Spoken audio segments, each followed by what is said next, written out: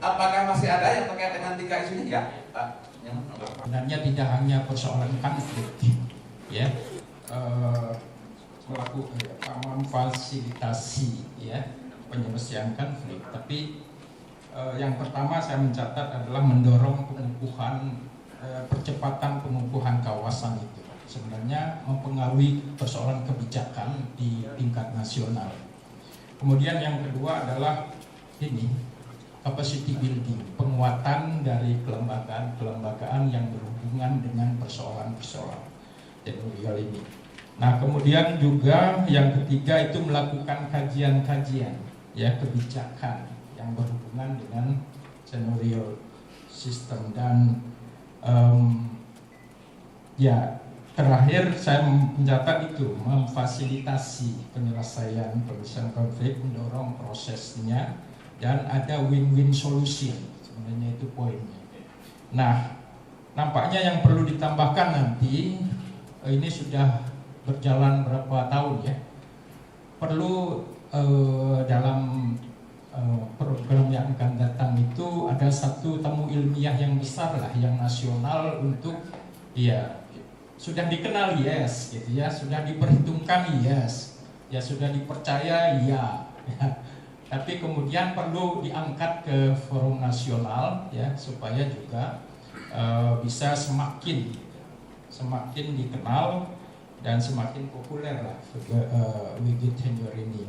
Karena selama ini yang saya lihat adalah SDM-nya walaupun datang dari berbagai ya latar belakang yang berbeda, tapi kerjasama itu bukan main. Saya perhatikan ya, teman-teman dari NGO ini ya sejak saya belum doktor itu saya sudah terlibat juga, tapi lebih mengisi kepala karena saya tidak bisa aktif di lapangan. Kaki saya satu di akademisi.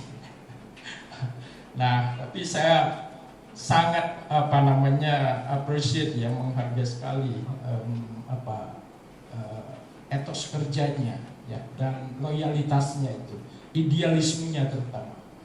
Nah, itu yang pertama.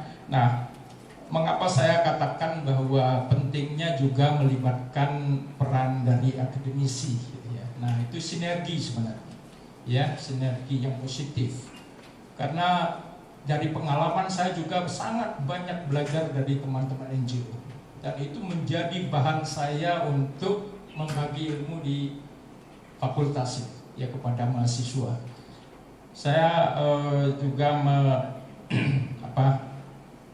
walaupun latar belakang saya hukum, tapi kemudian saya belajar apa yang disebut dengan bagian dari disiplin ilmu hukum itu adalah antropologi hukum.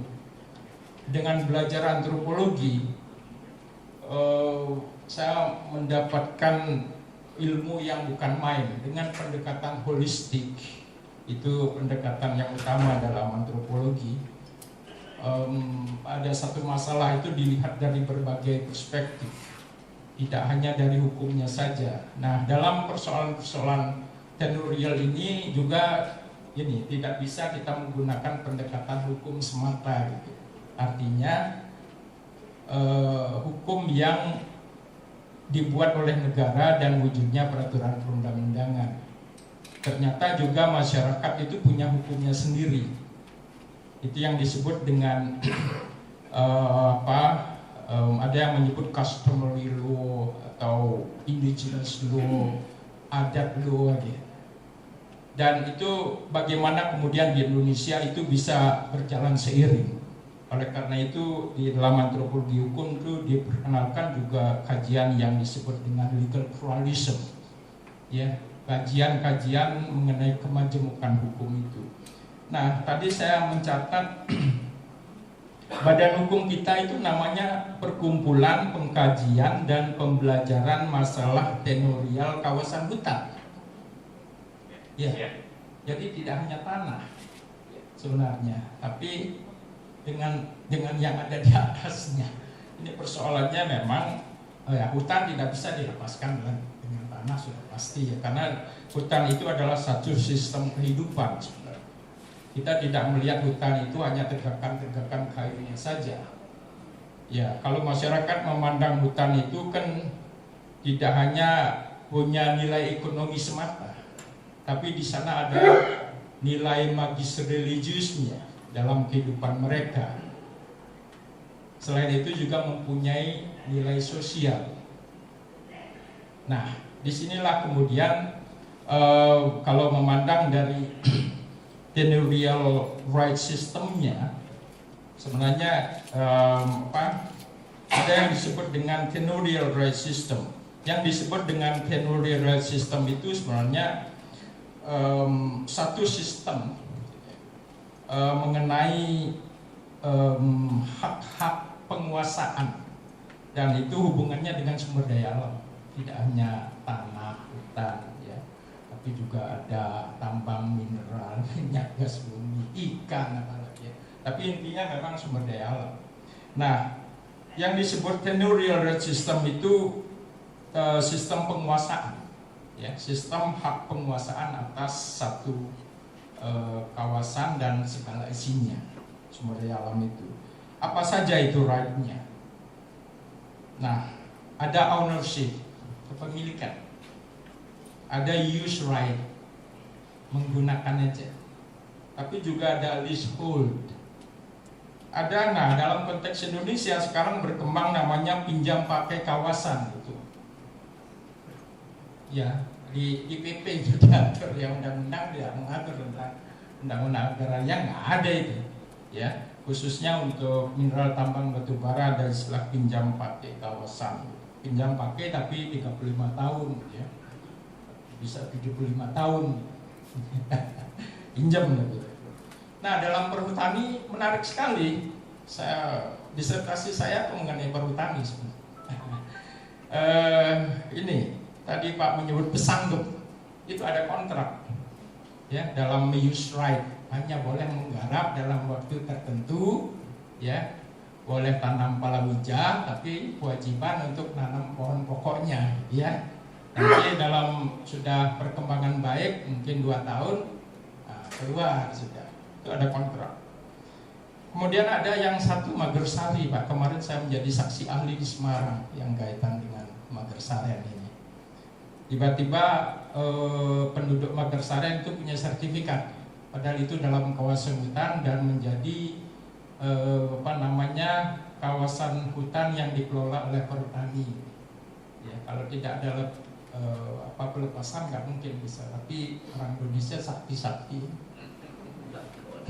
Izin juga begitu kan. Ya. Nah, berbicara ini tenurial memang tidak bisa berbicara dari satu perspektif saja, hukum negara, state law itu. Peraturan perundang-undangan, karena masyarakat juga punya sistemnya sendiri tentang penguasaan sumber daya alam ini. Nah, kalau di Jawa, kecuali Baduy, gitu, ya, Kasepuhan, kemudian orang Samin, ya, suku Naga, gitu, Tengger, kemudian di Banyuwangi itu orang Osing, itu yang masih bertahan. Selebihnya itu sudah hukum negara itu. Ya, sehingga di sana yang namanya pendekatan hukum itu bisa saja dipakai, tapi menyelesaikan konflik tidak selalu semata-mata bisa diselesaikan dengan pendekatan hukum negara. Ya, karena sistem tenurial masyarakat itu dulu dikenal adanya hak pemilikan tanah menurut hukum adat yang namanya girik, letter C, atau D, kalau di Bali namanya pipil, di Lombok juga pipil, di tempat lain punya seperti itu. Nah, itu bisa dibicarakan di sini. Jadi konteks surtaninya agak berbeda kalau kita pergi ke Sumatera, ke Kalimantan, apalagi ke Papua. Woi, kalau menggunakan pendekatan hukum menyelesaikan persoalan-persoalan itu sumber kehidupan mereka. Ya, itu perang. Ya. Dan Indonesia bisa jadi buyar gitu. Ya, disintegrasi bangsa ini juga bisa bersumber dari persoalan sumber daya alam. Karena itu adalah sumber kehidupan, sistem ekologi. Ya. Nah, itu poin-poin yang ingin saya sampaikan. Nah, sehingga kemudian kalau pendekatan hukum negara, kalau kita misalnya lihat undang-undang kehutanan gitu ya, kita rewind kaset ini tahun 99 dengan beberapa teman di sini berjuang mengawal pembahasan rancangan undang-undang kehutanan. Masuk ini mau ayat. Saya di karantina di Jogja, di sini di Bogor, di Jakarta sampai hampir mau dipecat sama istri. Mengawal pembahasan rancangan undang-undang, memasukkan satu poin saja, ya, mulai berbicara dari hutan berdasarkan statusnya pasal itu, ya. Rancangannya hanya mengatur hutan negara dan hutan hak. Hutan negara artinya hutan yang ada dalam kawasan penguasaan negara, ya. Hutan hak itu kan milik saya tanami pohon sengon, pohon jati, milik. Memasukkan satu lagi yang dalam fakta kehidupan hukum di Indonesia itu tidak bisa diingkari, yang namanya hutan adat, hutan komunal adat. Wah, berbuah-buah kita berbicara waktu hearing di DPR kan, kebetulan saja juru bicara. Tapi pada akhirnya kan yang memutuskan anggota dewan yang terhormat, nggak muncul itu. Implikasinya kemudian ke pasal-pasal selanjutnya. Tapi kemudian nih putusan MK, ya mengembalikan proses sudah. Ide kita pada waktu itu, perjuangan itu nggak dicapai, baru ikutannya yang sekarang agak sulit. Hak-hak komunal masyarakat adat ini itu sudah dibebani izin-izin yang ada dalam kawasan pertambangan, ya, perkebunan lagi, ya, yang sekarang lagi booming itu. Nah, itu sekarang komunal adatnya sudah diokupasi, telanjur seperti itu. Nah, ini yang sebenarnya WG Senior menjembatani, menyelesaikan itu. Nah, intinya kan pendekatannya itu tidak hanya pendekatan hukum negara, tapi persoalan-persoalan non-yuridis, ya, sosial, budaya, ekonomi mereka itu harus dipertimbangkan. Apalagi menyangkut persoalan keyakinan, kepercayaan. Nah, mahasiswa saya dorong untuk melakukan penelitian untuk disertasi itu mengenai sengketa-sengketa yang berkaitan dengan sumber daya alam. Dan saya banyak belajar dari mereka juga. Nah, itu yang sinergi itu penting sekali. Nah, kalau dibutuhkan nanti akademisi di daerah saya bisa memfasilitasi. Karena mahasiswa saya sudah tersebar di berbagai daerah. Itu kekayaan yang saya punya. Terima kasih. Terima kasih, Bob. Jadi nanti pelaksana harian akan mencoba mengidentifikasi jaringan Bapak di daerah-daerah, juga jaringan Pak Awan di daerah-daerah. Bapak Ibu sekalian, sebelum break kita masih ada 2 orang lagi, satu dari Pak Martua dan satu nanti Bapak, maaf nanti namanya lagi Pak ya.